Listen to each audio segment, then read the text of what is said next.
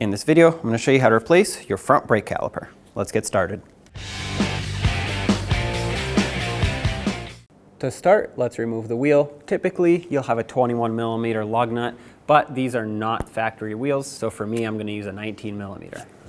Regardless of your size, remove all 6 of your lug nuts, and then we'll remove the wheel.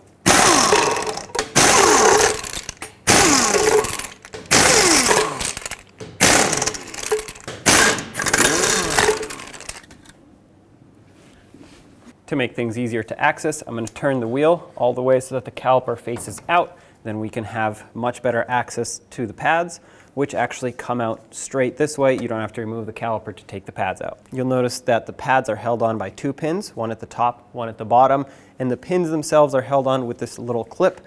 So get a pair of pliers and just pop this clip out. As you can see, it comes right out. There are different ways of taking this out. You could either do it the way I did, or you can try and grab it in the middle, twist it out of its retaining hole here, and then pull it out. Whatever you want to do, as long as it comes off. And now we can push these pins out. Hopefully they're not seized for you. If they are, get a little punch and a hammer and tap them out. You can also spray some rust penetrant in the holes where they slide through. Slide these out. Once you get to the end, push down on this clip so it doesn't go flying. Remove the pin. Remove this retaining clip. Remember which way it goes so that you can put it back the same way. Obviously you can reference this video, but straight down and swooping inwards towards the caliper. Remove the top pin. And now to take the pads out, all you have to do is slide them straight out. However, they might be a little bit stuck just because of rust buildup here at the top and at the bottom. They slide in and they slide out. Looks like this one is a little bit more free than the other side. Just work it back and forth. At this point, once you have it partially out, if you press on it, it should help retract those pistons in, and that should give you a little bit easier time removing this because there won't be as much pressure on them. So take this one out. Take note of this inner one that has the double wear indicator on it. This outer one will only have one at the end. The inner one will have both. This should have naturally freed up your other side just because the rotor can move around now. So take this one out. Now to remove the caliper, we actually have to unbolt the brake line from the knuckle because, as you can see, it has a steel brake line that leads from the caliper to this, which means this can't bend, but there is a brake hose here, so we have to release this bracket. First, let's pop the ABS sensor out of it, which you can do by squeezing these little 2 tabs and pulling it out from the back side. Okay, and then there's going to be a bolt here. A lot of times these break, so I don't have the original bolt anymore. So for me, it's going to be a 1/2-inch bolt with a nut on the other side. For you, it might still be whatever size the original one was, most likely either a 10 or a 12mm.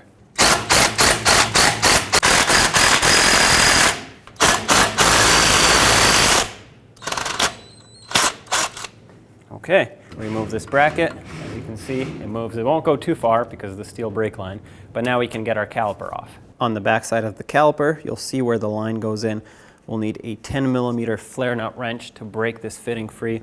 And I highly recommend a flare nut wrench as opposed to a regular because it grips onto one extra side. And obviously you're not going to get anything else on here other than a wrench. So put it on, break it free, and hopefully, well, this is not what you want to see where the line comes with it. So it looks like for me, the brake line is spinning. So here's a trick that we're going to apply. Leave this loose. And we're just going to take the caliper off and spin the caliper off of the line instead of spinning the line off of the caliper. A little bit more tedious and cumbersome, but a lot better than having to remake a brake line when this one just has some surface rust to it. So take a 17mm socket and remove both of these bolts.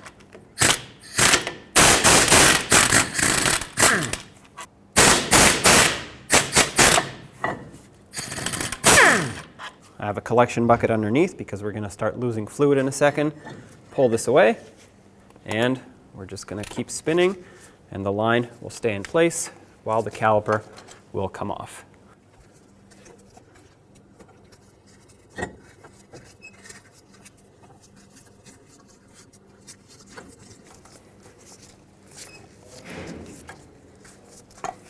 Okay, Let's let the caliper drain.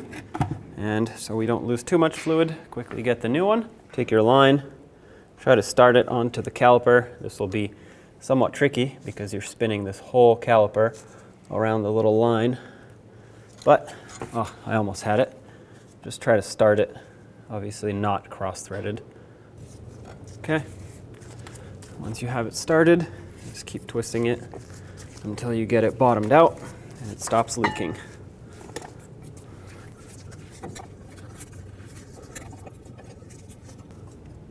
Okay, slide it over, start in one of the bolts so you can let go.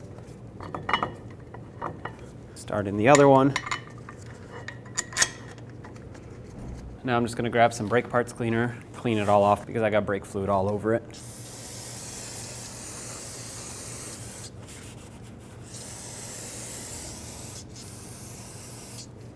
Grab your 10mm wrench and tighten this fitting up. Okay, nice and snug. Make sure that this bracket still lines up. The steel line can bend a little bit, just try not to bend it too much. Tighten these two bolts up and then torque them to 90 foot-pounds.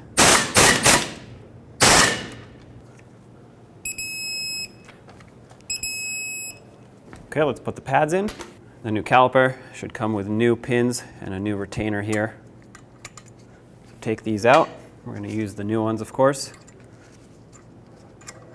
The pad with the single wear indicator goes on the outboard side, and the pad with the double wear indicator will go on the inboard side. The pins you don't need to grease or anything because the metal should already be coated with a rust-proof coating. Slide it through the top holes of the pads, then take the new spring retainer that should come with your caliper, hook it over the top and the bottom. Remember, it hooks down into the rotor. Slide the bottom slider in, press the spring retainer in so that it hooks onto the slider, and keep pressing the slider in through the other side of the caliper. And then of course we'll secure these down with this little spring retainer. Slide it into the top,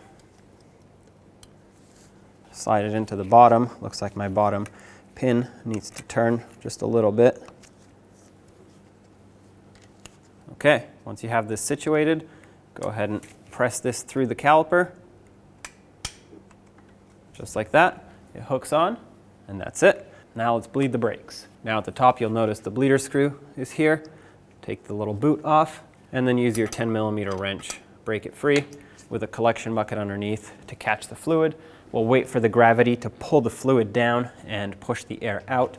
After the gravity bleed is done, we'll perform a full manual brake bleed, which consists of first topping off your master cylinder, then having a second person inside the vehicle with the bleeder screw closed, pump up the brake pedal several times, and after 3 to 4 pumps, have them hold pressure on the brake pedal. With pressure held, crack the bleeder screw open. Most likely some air will come out, as well as fluid, of course. Once the pedal has reached the floor, close the bleeder screw, pump up the brakes again, and repeat the procedure until you have no more air bubbles coming out of here.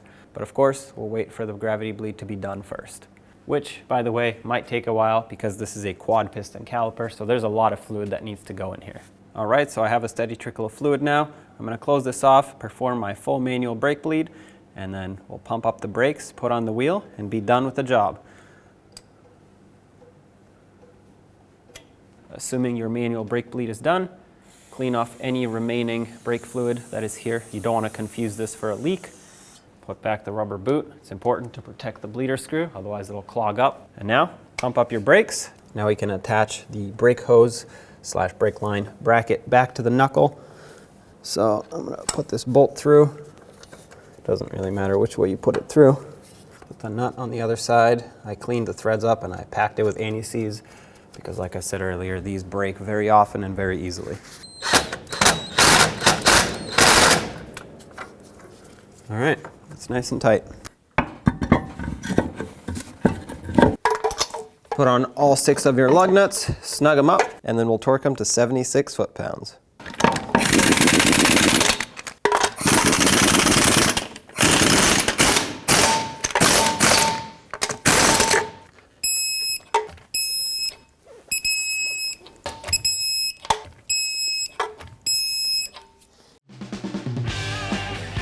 When only the best will do, demand TRQ.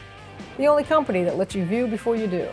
TRQ is committed to offering the highest quality aftermarket auto parts that are engineered for peace of mind. Thanks for using and viewing with TRQ.